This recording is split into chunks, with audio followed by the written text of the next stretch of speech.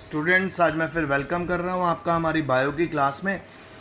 तो हमने चैप्टर 10 शुरू किया हुआ है और चैप्टर 10 में हम क्या देख रहे हैं। चैप्टर 10 में बेटा हम देख रहे हैं कि कैसे माइक्रोब्स मदद कर रहे हैं हमारी, चाहे वो मदद एंटीबायोटिक्स बनाने में हो, चाहे वो मदद हो जी खेतों में, चाहे वो हेल्प हो सीवेज में, यानी सीवेज को प्रॉपरली डिस्पोज ऑफ करके डीकम्पोज करने में। क्योंकि जब सीवेज डीकम्पोज हो जाती है ना बेटा, उसके बाद उसको खाद में कन्वर्ट किया जा सकता है और बहुत जगह उसका इस्तेमाल किया जा सकता है। तो आज हमारा पहला क्वेश्चन है आपके लिए, आइए देखें। Name the first antibiotic produced by bacteria. सबसे पहली एंटीबायोटिक कौन सी थी जो बैक्टीरिया से बनाई गई थी? So we do have to write this on a new page or write here. Same, carry on. ठीक है, तो फर्स्ट एंटीबायोटिक जो बैक्टीरिया के द्वारा बनाई गई थी उसका नाम क्या था? तो बेटा जो पहली एंटीबायोटिक प्रोड्यूस हुई थी वो बैक्टीरिया से बनाई गई थी और इसको बनाया था जी वॉक्समैन ने, और इसका नाम था थायोथ्रिसिन और ये बैसिलस ब्रेविस नाम के बैक्टीरिया से ऑब्टेन हुई थी। तो जब ये बेटा एंटीबायोटिक प्रोड्यूस कर ली गई ना, जब ये एंटीबायोटिक डिस्कवर हुई, उसके बाद तो बेटा पूरे वर्ल्ड में हर साइंटिस्ट इस काम में लग गया और आज की डेट में कितनी ढेर लाखों एंटीबायोटिक्स बनाई जा चुकी हैं और उनका इस्तेमाल किया जा रहा है। मैंने पहले भी बताया था, जब आपका पेट खराब होता है, जब आपको फीवर होता है, जब आपको कोई भी स्टमक का इन्फेक्शन होता है तो हमें एंटीबायोटिक्स लेनी पड़ती हैं। पर एंटीबायोटिक के साथ आपको विटामिन बी कॉम्प्लेक्स भी डॉक्टर रिकमेंड करता है, खासकर उन एंटीबायोटिक्स के साथ जो एंटीबायोटिक बहुत ज़्यादा स्ट्रॉन्ग होती हैं। तो ऐसा क्यों करता है वो?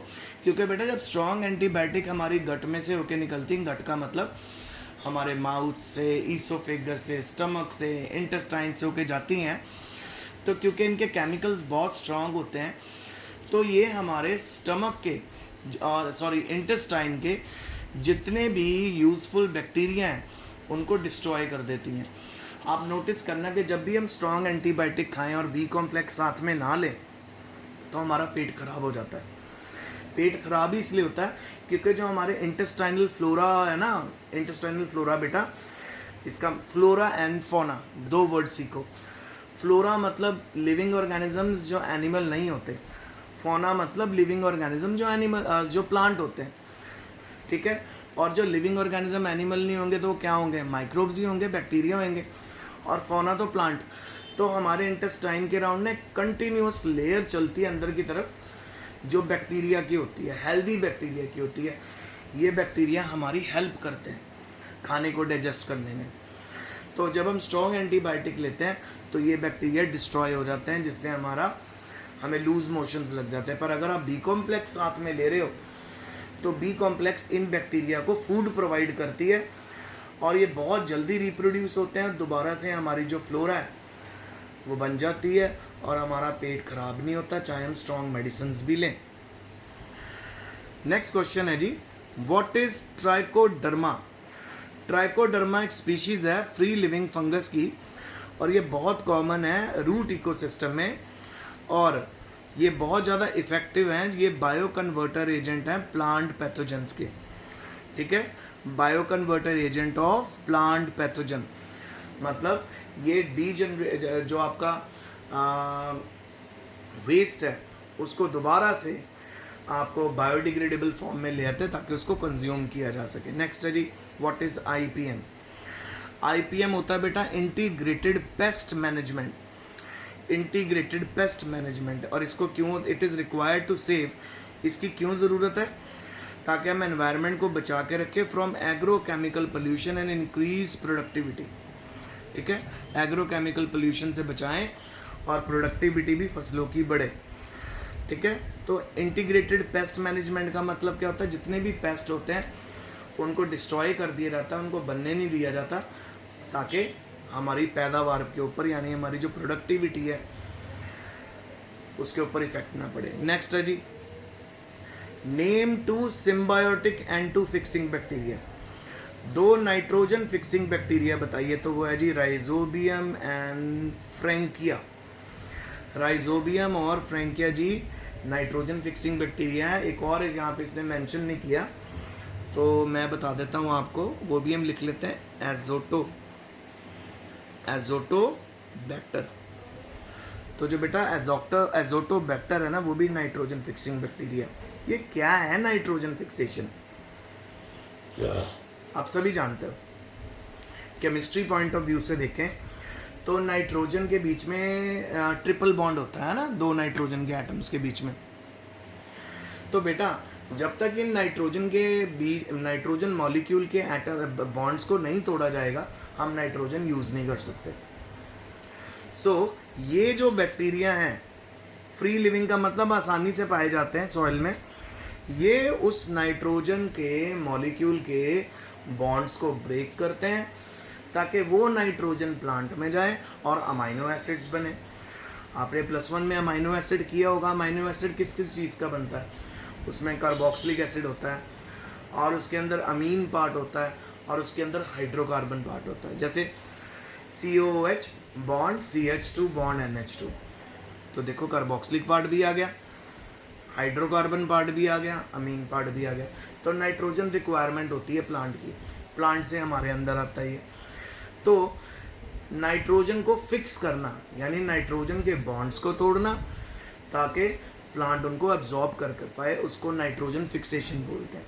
तो कौन करता है ये? 3 तरह के आपको बैक्टीरिया दिख रहे हैं, और भी होते हैं। फिर उसके बाद है जी name two free living and nitrogen fixing microbe. तो देखो ये एजोटोबैक्टर और क्लोस्ट्रीडियम आ गया। ओके। तो बेटा एजोटोबैक्टर हमने यहाँ नहीं लिखना, सिम्बायोटिक वाले ये पहले उसने सिम्बायोटिक पूछे, मैं आपको बताता हूँ सिम्बायोटिक क्या होते हैं। सिम्बायोटिक वो बैक्टीरिया होते हैं बेटा जो सिम्बायोसिस करते हैं। सिम्बायोसिस वो फिनोमिनन होता है जिसमें दोनों होस्ट को और गेस्ट को दोनों को फ़ायदा हो। तो फॉर एग्जांपल आपको पता है कि रूट्स होती हैं प्लांट्स की बड़ी बड़ी, खासकर ट्रीज़ की। तो उन ट्रीज़ के अंदर ये जो सिम्बायोटिक नाइट्रोजन फिक्सिंग बैक्टीरिया जाके रहने लगते हैं, और इनको रहने के लिए जगह मिल जाती है और जो रूट्स हैं उनको नाइट्रोजन फिक्स होके मिल जाती है। तो आ गई ना इनकी फंगल की, इनकी सिम्बायोसिस जिसमें होस्ट और गेस्ट दोनों को फ़ायदा हो। होस्ट यहाँ पे होता है रूट्स और गेस्ट होते हैं नाइट्रोजन फिक्सिंग बैक्टीरिया, वो है जी राइजोबियम एंड फ्रैंकिया। और 2 नाइट्रोजन फिक्सिंग बैक्टीरिया वो हैं जो फ्रीली एग्जिस्ट करते हैं, जिनको सिम्बायोसिस की नीड नहीं है। उसमें आता है हमारा अजोटोबैक्टर और क्लोस्ट्रीडियम। फिर है बेटा BOD क्या है? बायोकेमिकल ऑक्सीजन डिमांड को बोलते हैं। ये जी O2 होती है जो वाटर के अंदर होनी चाहिए, जिसकी मदद से हम ऑर्गेनिक वेस्ट को डिकम्पोज कर सकते हैं 5 दिन के अंदर।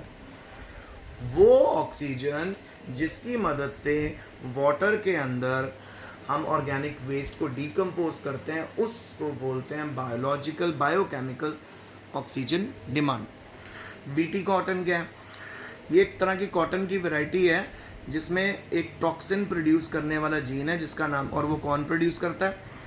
Bacterium bacillus thuringiensis.